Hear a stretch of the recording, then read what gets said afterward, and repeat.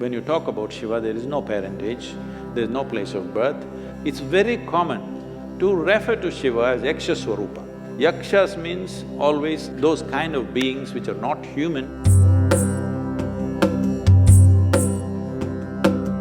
So, all the enlightened people who've been… How many did you meet? Like, I've heard about many.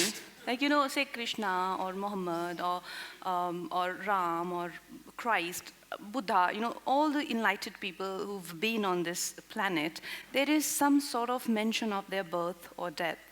But when it comes to Shiva, like you say, and I've read that he was self-created, and I often ask you this question, that did he disappear into thin air, and apparently something like that happened. He couldn't even have biological children with any of the women he was married to. Also, he… At least you can't blame him for the population. Sadhguru, I'm coming to something very important. There is a theory… I thought population was very important No. too. There is a theory that Shiva is alien. My favorite director, Christopher Nolan, made this film, Interstellar, which is one of my favorite films, where they are constantly referring to certain beings as they. They are communicating, they are talking to us, they are doing this, but they never really clarified who they were. Like, were they aliens, were they gods, who they were?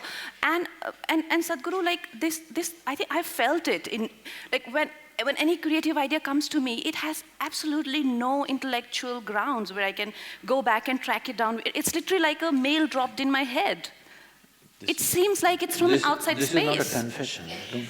I know it's a confession, but Sadhguru, is it that we are being operated by an external, sort of outside beings? Is it that? Well, people who have no faith in human intelligence are looking up that intelligence will come from somewhere else. What we need to understand is, see, there are certain things which are very significant things in this country which unfortunately this present generation has completely forgotten, or very few people are reminded, and the rest of the world, some places they recognize, rest of the places it's not there. What the thing is just this, here we consider things like this. For example, in yoga, we call your spine the center of the universe, we call it Merudanda. That means it's the axis of the universe. What is a universe? Please understand this. Today scientists are admitting it is an endless universe. Forever we've been saying it's an ever-expanding universe. So we said your spine is the axis of the universe. That sounds ridiculous. Even without putting any load, most people's backs are hurting badly.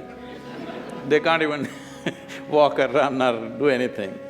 If this becomes the axis of the universe, what will happen? Why we are saying this is, see, you know there is a universe or you think there is a universe only by your experience, isn't it so? If you did not experience, if you could not see this, if you could not see like this and feel like this, you wouldn't know there is a universe. Only because of your experience there is a universe. And the center where your experience is being transmitted is through your spine. If we cut a few wires in your spine, you will have no experience even of the body, forget about the universe. So because your ability to experience the universe is rooted and centered in your spine, we are calling your spine as the axis of the universe.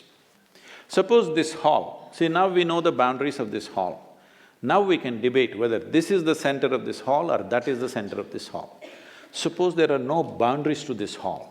How would you decide which is the center of this hall? Where you are is the center of the hall, isn't it? From this basis, we developed a whole possibility for a human being, how not just to believe these things, but to make it into your living experience. It is from this the word yoga came, that the inclusiveness happens not because I tell you, oh, I love you, you love me and all this stuff. Inclusiveness happens simply because you obliterate the boundaries of your individuality. Not because I love you, you love me, I hug you, you hug me, so because we are inclusive, no. All that will last for some time. Tomorrow if they do something that you don't like, it'll be finished. But you obliterate the boundaries of your individual nature, including your body, that you know how to sit here without being identified with the boundaries of who you are. Your physical structure, your mental structure, your emotional structure has a boundary. It may be large or small. No, I'm not talking about the body being large. It may be large or small, but it has a boundary. But there are dimensions which have no boundary. What doesn't have a boundary is non-physical in nature. So our focus has always been on that dimension, which is non-physical. That is why Shiva became the most important thing, because Shiva means that which is not, that which is non-physical. Now is he the yogi that we're talking about, is he a human being, did he come from somewhere else? See, there are things, as you said, there is no parentage. When you talk about Shiva, there is no parentage, there's no place of birth, nobody saw him as a young boy to grow up. All the time when we saw him, he was about the same age. And we don't know where he died, such a significant human being. Even in those times, if he died somewhere, they should have built a temple, they should have built some kind of a monument for him. Nothing like that happened. So there is no birth, there is no death, there is no parentage, there is no siblings, there is no anything to prove that he was here. Does it mean to say we can assume he came from somewhere? Not necessarily. But in many of the… if you look at the lore, it's very common to refer to Shiva as Yaksha Swarupa.